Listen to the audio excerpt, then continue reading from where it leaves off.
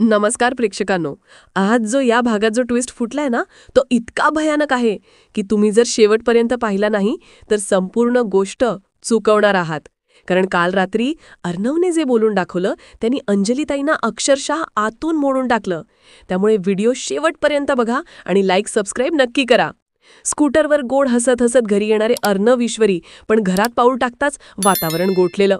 अंजलीताई एकटीच, डोळ्यात पाणी, नवऱ्याची वाट बघत बसलेली. ईश्वरी हलकेरी म्हणाली, नवरा म्हणजे आपला जीव. पण अर्णव थेट जळला. तो कडक आवाजात फाडून म्हणतो, ताई, तू ज्या माणसावर एवढं प्रेम करतेस ना, तो तुझ्या एका अश्रूलाही लायक नाही.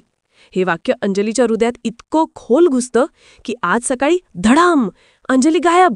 संपूर्ण घरात ओरडाओरड, पळापळ, भीती. मामींचे डोळे उघडेच, ईश्वरी हादरलेली आणि अर्णव स्वतःच्या शब्दांनी घायाळ. मीच कारण आहे का? मीच तिला ढकललं का?